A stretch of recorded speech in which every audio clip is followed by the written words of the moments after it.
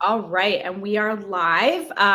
Good morning or good afternoon, wherever you are watching, zooming, dialing in from. I am Cate Luzio, founder and CEO of Luminary, the world's greatest collaboration hub for women and women identified and our male allies. But this is my biweekly show on LinkedIn Live called Goaldigger, Finding Your Voice. And if you know anything about Luminary, you know that we love to amplify women's stories and women's voices, and especially as they are trailblazing in certain industries. And so I am delighted to have a friend, a peer mentor, a Luminary member, co-founder and CEO of the most amazing gin liqueur you will ever taste. And I can say that because I have some in my house. And we have had them at Luminary, I don't know how many times, Pomp and Whimsy and Nicola Nice, Dr. Nicola Nice. So welcome. Good morning. How are you? Good. It's so funny because when we opened or had our big media press dinner for the Glass Ceiling, which is our rooftop, as you know, at Luminary, Pomp and Whimsy was our signature cocktail. Pomp and Whimsy really was the only thing that we were serving. That was in February. I know. And here we were planning all of these events, and then the pandemic happened. So we haven't seen each other since that night. But Not in person. Yeah, in person, but we have talked, I don't know how many times, and texted how many times, but welcome. This is exciting. And full disclosure to everyone, I've known Nicola since she joined Luminary that first time. She came in and our former head of events, Sage Patel, was like, we're going to have a tasting. It was like 10 o'clock in the morning. I'm like, I don't like gin. And then Nicola was like, okay, let's try this. And then I fell in love, and I'm now an advisor and an investor. But we're here to hear about you finding your voice, particularly in a very male-dominated world of spirits, but even more so, and we think of the big brands as a smaller brand trying to make your way. And that door, again, that male door, keeps kind of being slammed in our faces, right? So welcome. I'm just going to kind of go right into your background, and then let's tell a little bit of the Pomp and Whimsy story and where you are now. Yeah, absolutely.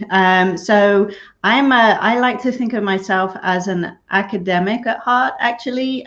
So, all of the roles that I've been in my career have always involved research in some way, consumers. I'm a sociologist by training, so I've always loved and obsessed over how people engage and interact with products. I'm one of these people who kind of observes people's behavior, and I'm like, why do they do it that way? And other people do it this way. And then I've always loved culture and the way people act as groups and our social values and our norms, and connecting those things with brands and how we interact with brands. So in my career, I've been on a journey through research, from academic research to social policy research, ultimately to market research and brand strategy and consulting. And that's really how I came into the liquor industry. So obviously, as a consumer, I do love a good cocktail. Being originally from London, when I first moved to New York, it was one of the very first things that I fell in love with the city, is its incredible hospitality culture, culinary culture, and what goes with that is an incredible cocktail culture. So marrying that interest with my consulting work in the industry, it then became quite a natural next step at some point for me to dive in myself.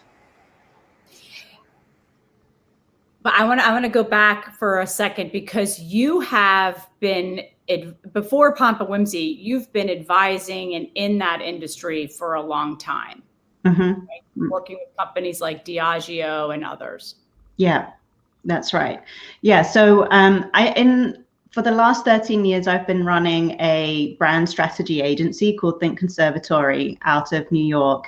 And what we specialize in is consumer insights, brand positioning, innovation, and about half of my work has always been in the liquor space.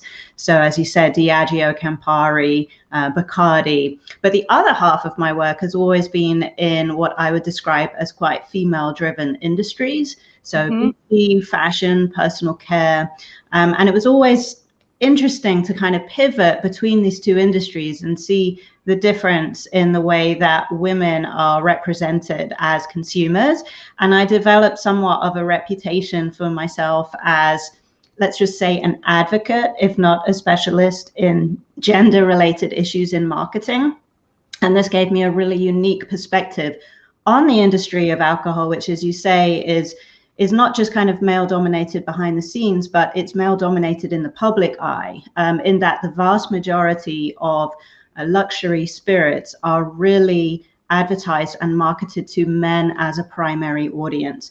So women have historically always been represented in this advertising as an accessory to a man's success, right? So if you're a successful guy, you're going to drink Johnny Walker, and you're going to have all of the trappings of that success. You're going to have the yacht and the nice car and the success in business, and you're going to have beautiful women at your beck and call. And this is, I think if any of us were to close our eyes and just try to imagine, a luxury vodka or a luxury tequila advertising, we would all sort of get an image like this, I think, in our minds.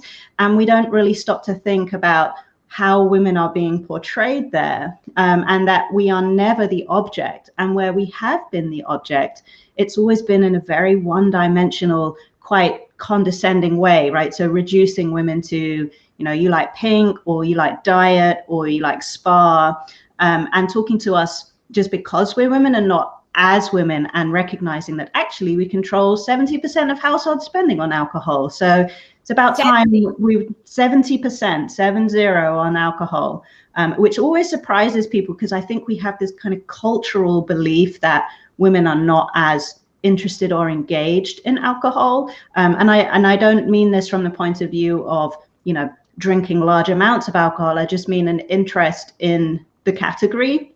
Yeah. And engagement with the brand, and that's not reflected in the data.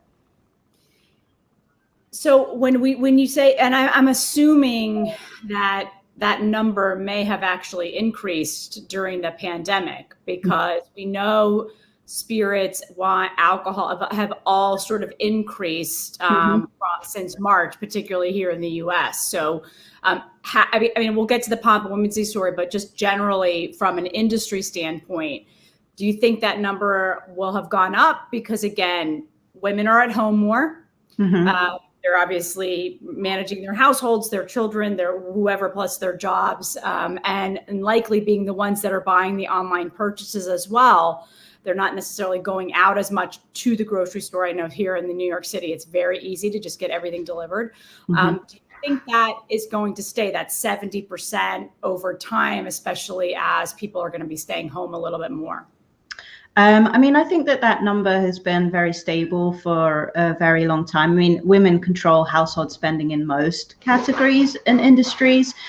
What has been changing quite rapidly over the last 5 to 10 years is people's interest in spirits in general, but specifically women's interest in spirits. So, I think there's always been a sort of cultural assumption that women mostly drink wine, that they don't really drink hard alcohol. But if you broaden out the definition of hard alcohol to include spirit-based beverages, then actually 1 in 3 female drinkers prefer spirit-based beverages or hard alcohol compared to wine and beer. And that compares to 1 in 4 men. So actually the stereotype is more that men are beer drinkers than that women are wine drinkers. About half of female drinkers do prefer wine. So we are wine drinkers as well. But more importantly, there's a significant proportion of us that really enjoy a cocktail. I think the other thing to point out about women, about the pandemic as well, is that in general, the alcohol industry is fairly recession proof, right? So you can take any historical event or recession or economic downturn or upturn, and alcohol consumption tends to stay consistent. So things go well, people drink, they celebrate. Things go badly, people commiserate. Exactly. They self-medicate, right? So, Newton's third law says for every action, there's an equal and opposite reaction. So yes, when you close down bars and restaurants, as has happened during the shutdowns, still only, especially in New York City, fairly limited in terms of the amount of dining and so on. But there was an equal reaction, which was that people started to drink at home. And in the beginning, that was a lot of stockpiling, right? So it was a lot of people thinking, don't want to run out of alcohol, go and buy handles of Tito's right now. But as the pandemic has gone on, people have started to need more comforts at home and need to feel like they're not missing out on the things about culture and eating out that they love, which includes cocktails, right? So we know that people are more interested. They've been Googling like crazy how to make Manhattans, how to make martinis and margaritas at home. And you've seen that reflected in the numbers. So let's talk about the journey of Pomp and Whimsy, because I'll for the audience, and we've got a bunch of comments in the chat about how amazing you are and how amazing Pomp and Whimsy is, but it's a male-dominated industry. Mm-hmm. There are new players, meaning smaller batch, craft, all of that. Likely a lot of them men. The women tend to not get the funding, mm-hmm. but took all of those odds and said, I'm going to launch a better product mm-hmm. for basically, for everyone, but for women by women. And that was a few years ago. Why? Because this is a massive risk, right? It's an enormous risk. Yes. Thanks for pointing that out. But people don't realize that, right? They think people just start companies out of thin. This is not, for the faint of heart. And this is, again, given those odds, you said, I know I can create a better product, and I know there's a market out there, and we know that there is too. But why do this?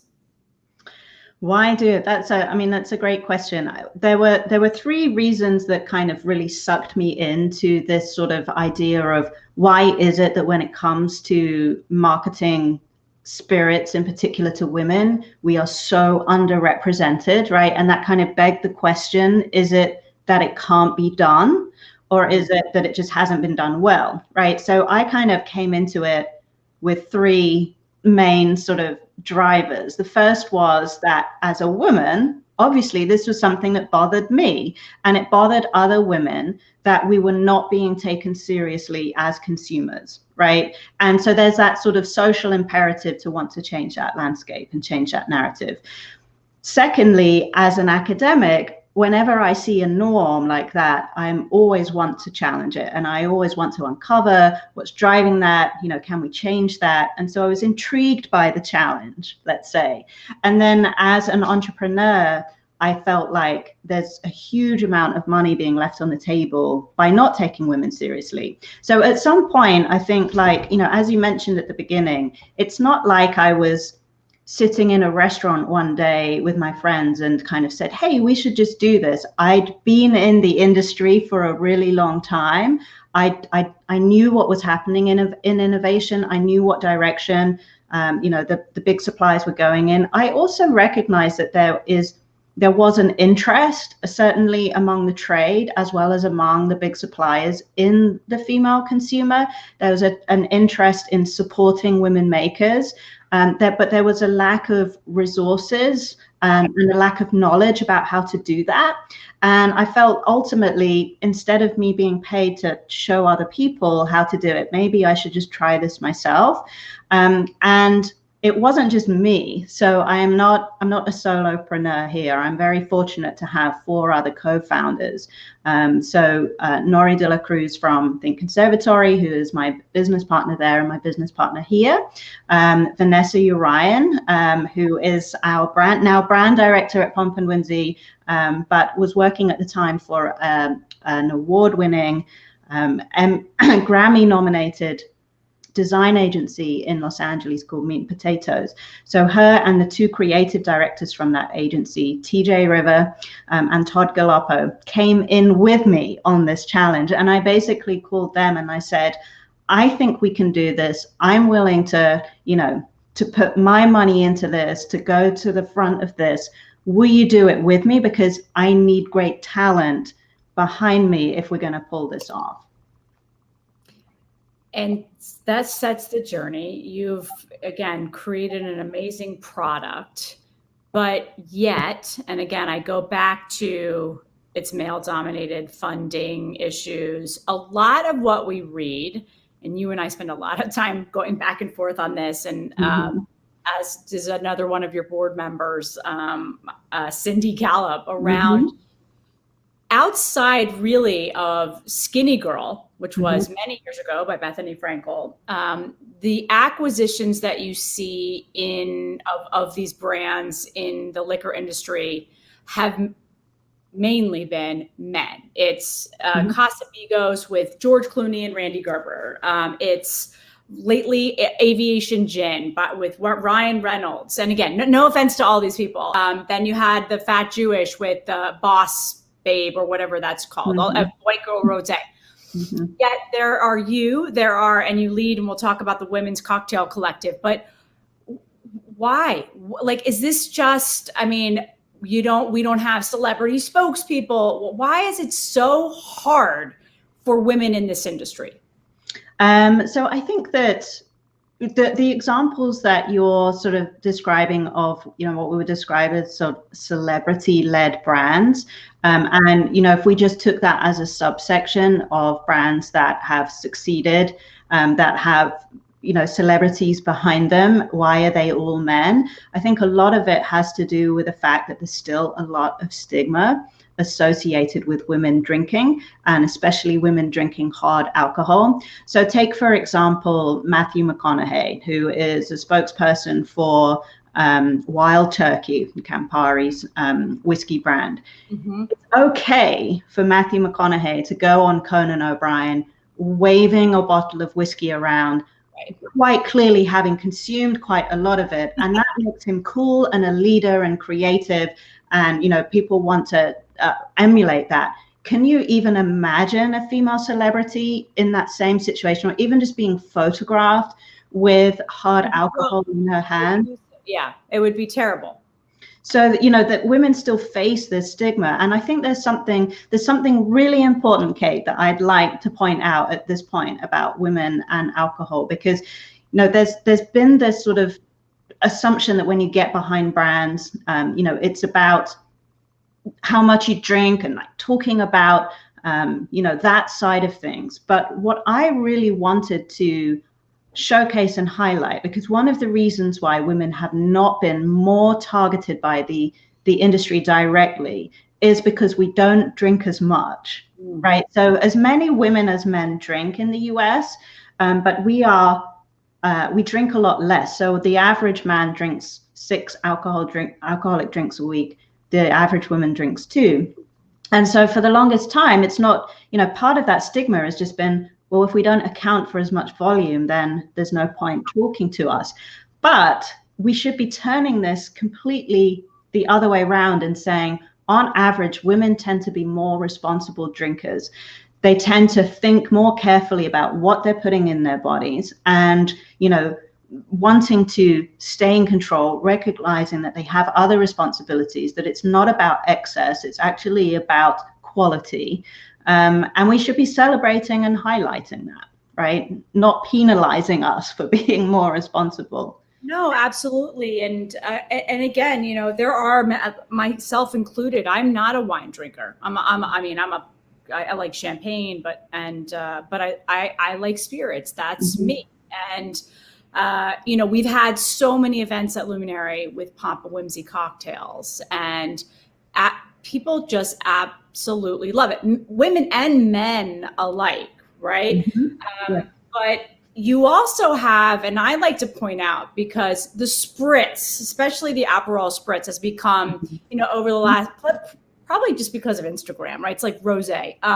They're good cocktails, but it's been like everything. And now you find spritz. But the high alcohol content, sugar content in a lot of these cocktails is also around that healthy wellness and responsibility for women.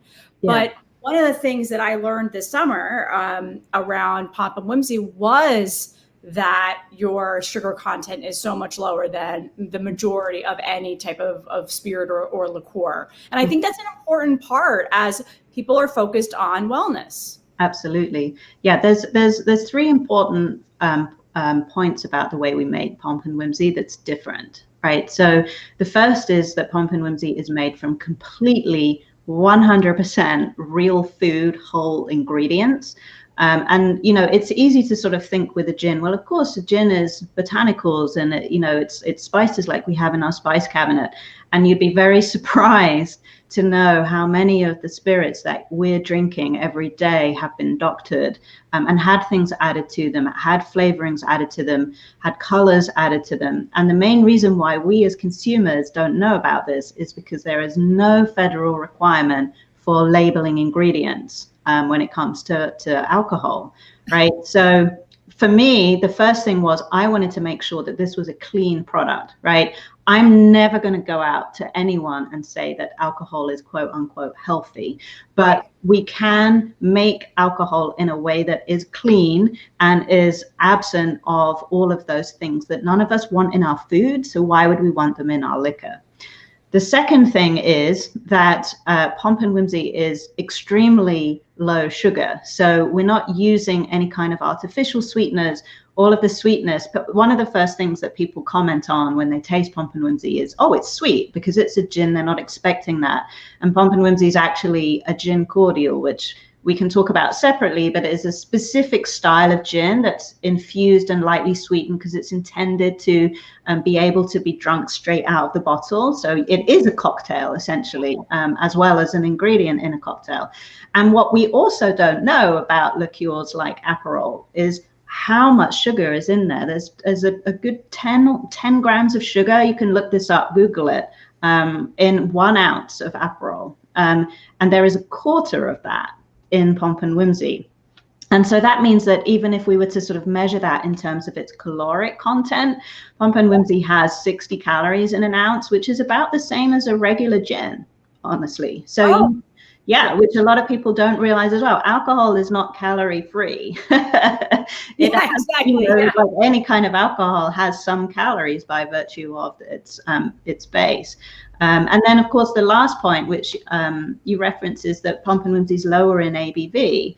And the low and no ABV movement is something that's kind of been picking up in the last sort of 24 months. But we formulated Pomp and Whimsy back in 2015. And back then, because we were thinking about our consumer and because she was telling us, I want to know that I can have 1 or 2 of these and still be in control, not be under the table, still be able to, have a conversation and take care of my kids or whatever. And so we knew that we needed to make a spirit for her that was lower in ABV and wasn't one of these kind of crazy overproof gins or vodkas or whiskeys that, on the first sip, you're already spinning.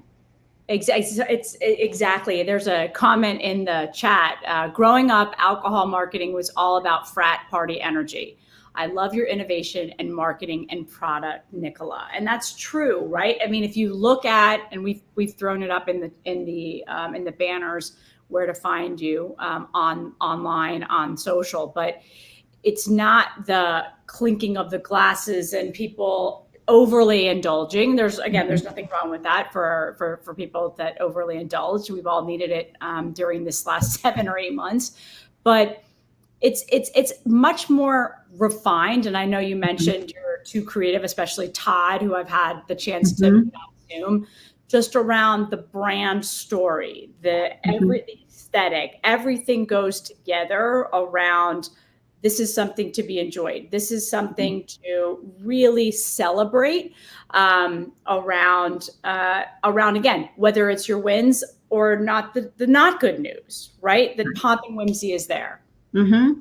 Absolutely. I think so. One of the things that's really special about alcohol or alcohol beverages in general is that we usually drink them for a reason, right? And I know it's sort of easy to think that there's a physical stimulant reason for drinking. And like you say, that kind of frat party sort of idea of alcohol, getting wasted, and so on. But strip all of that away and think about the moments that you have a drink. It's almost always with someone, and it's almost always there's almost always a reason for you to be together, and therefore a reason for you to share a drink together. And I often sort of think about, because I'm as a social scientist at heart, I love kind of to look at behaviors, what are universal behaviors.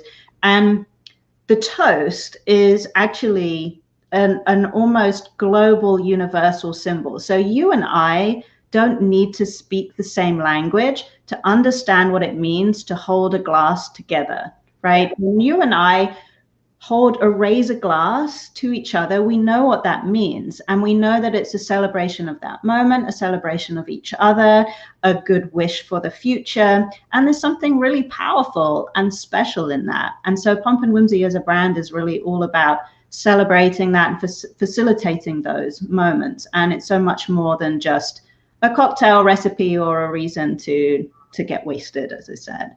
Exactly. But it is such a good spirit. Again, as you mentioned, you can drink it alone. You can add.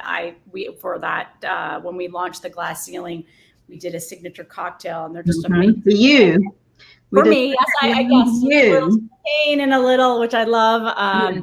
And I want to talk in a minute about some of the innovations that you've made on the as we've gone through this pandemic and some of the successes. But I do want to talk a minute about you as a woman founder. Again, regardless of industry, we know it's harder to raise money as a woman with less than 2% of VC funding. You are manufacturing a product, and you're raising, and it has been a journey. Let's just put it that way. So and I know you're in the midst of raising now. So can you just talk a little bit about that experience as, again, a woman founder and a spirits founder, kind of, and just in general, how tough it's been? Yeah, I mean, you can imagine the levels of challenge in raising money in a vice industry, first of all, right? In an industry that is highly regulated, it's very hard to get to market. It's very hard in the beginning to grow. It's a multi-layered industry, so it's not as simple as just throwing up a website or getting an Etsy store and an Amazon store and sending consumers there, right? There's a lot of regulation around how you can even talk to consumers, what you can say, what you can't say. So that part makes, for a lot of investors who are looking for this, this is going to be a $100 million business tomorrow, not likely to be the case when it comes to alcohol. It takes a lot of groundwork to get the business to a point where VC would even look at it. So that makes it challenging. And then absolutely the challenge of being a woman founder. I mean, it's hard because I can't put myself in the shoes of what it would be like to be a man, asking for money for the same business. But what I can look at is my peers who are male founders who have a liquid that frankly is not as good as mine, a branding that is not as interesting as mine, a brand story and a consumer insight that is nowhere near as well articulated as ours, and having huge amounts of funding, and this can be extremely frustrating, and I think the thing that keeps me going is the fact that I know that I'm right about this, but more importantly, the wins are now stacking up so rapidly and so quickly because of all the hard work that myself and my team have put in, that the business is now at a point where you would be foolish not to invest in this. It's so obvious where this is going. But yes, it's extremely hard. It is, and we obviously, as I don't personally have the experience because I self-funded, and I have a very different business, but we've talked about it. We've talked, I've talked to other founders. It's hard, but with the last couple of minutes we have, let's talk about those wins. Let's talk about, again, people think of alcohol, okay, it's something I drink, but there's the wins that have been stacking up. And then there's also the pivots and innovation that you've done over the last 7 months that, to be frank, and maybe I'm a little biased, nobody else has done. Right.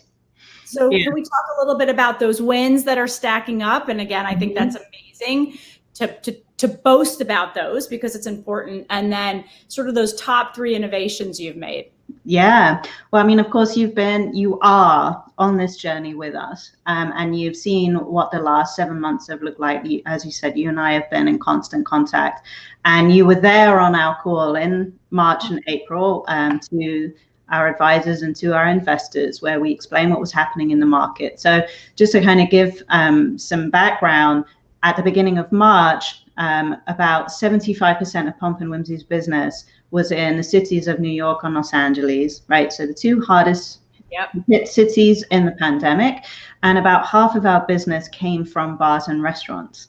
So just imagine like more than half of your business being pulled away overnight. And I think that it's easy for people to think, oh, but everyone's drinking more. Right. Well, guess what? Like no one's taking sales calls right now. It's not possible to send, it's not possible to sample, it's not possible to do events, and your main route to market, your main channel has been completely closed off, right? So this was potentially a catastrophic situation for us back in March. And, I'm very sad to say that the craft spirits industry is really suffering right now.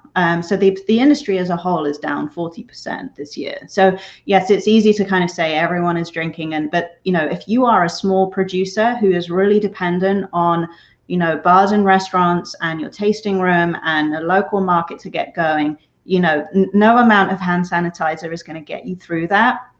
So for us, we had to step back and say, okay, all this is bad. These are not the cards that we wanted to be dealt, right? But unless we cannot stay in the game unless we keep playing our hand, right? So we had a choice. We either wait for this all to blow over, or we say, okay, the stakes have changed, the cards have changed, but we still have a hand. We can still play. And so what we did was we said, where is our consumer? She hasn't gone away. As we know, she's still going to be wanting to drink. She's still going to be wanting to share moments with people, even if it's virtual rather than in person. How do we reach her? So the first thing that we did was created an e-commerce business, and we built that from 0 to 33% of our business in 3 months. Unbelievable. So that's the first thing that we did. The second thing that we did was say, well, okay, if there's one thing that is relatively normal right now, it is grocery shopping, right? I mean, okay, aside from the original, the early kind of TP and empty store shelves, once all of that was resolved, when everything else was shut down, the grocery store was still a place you could go, know what to expect, know where things were. And that is exactly where our consumer is going. So we pivoted our focus from bars and restaurants to grocery and retail. And we've managed to get listed in retail accounts that A, would normally take years and years to get into, but B, during a period where there has been no shelf resets at all. So there's been no new brands going in. So this is places like Bevmo and Whole Foods and Total Wine. And we've also been able to do this in new markets. So we've actually been able to expand from New York and California to Illinois, as of yesterday, Florida, Texas happening soon as well, and New Jersey. So it's been very exciting, and we've gone from basically telling our investors, hey, we're going to do our best to just hold water this year. We're just going to try and ride this out and hope that we can stay flat. And everyone thought we were crazy for even thinking that was going to happen, to being 53% up year to date. And based on what we have coming in now, looking like we're going to double this year.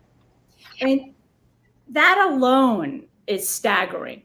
Right. I mean, again, just to put it in perspective, in New York City, I read last night, 14,000 bars and restaurants will permanently close. That's almost half of the New York New York City.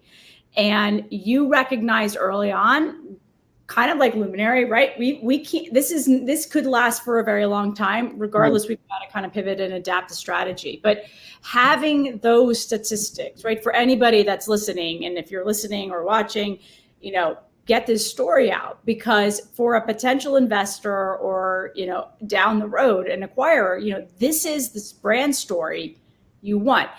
This is that, wow, this is a great product.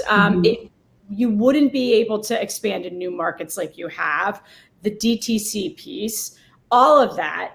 You're doing virtual events like the Parlor. None of that would happen if it wasn't an incredible brand led by incredible people, right? Yeah. With 1 minute left, I do want to just say, one, where can people find you? And if they're interested, and you could talk a little bit about the Parlor, to do a virtual event, because we know events will come back, because we're very excited to host an event with Pomp and Whimsy at Luminary and the Glass Ceiling. But as we build that back up, there are lots of ways to get to Pomp and Whimsy. Yes, I mean, this is all going to depend on what state you're in. But the easiest way is to go to our website, click on purchase, and go to your state or your preferred. There's lots of ways now to buy Pomp and Whimsy online, whether it's directly from our shop site, whether it's from wine.com or Drizzly or Minibar, depending on what city you're in.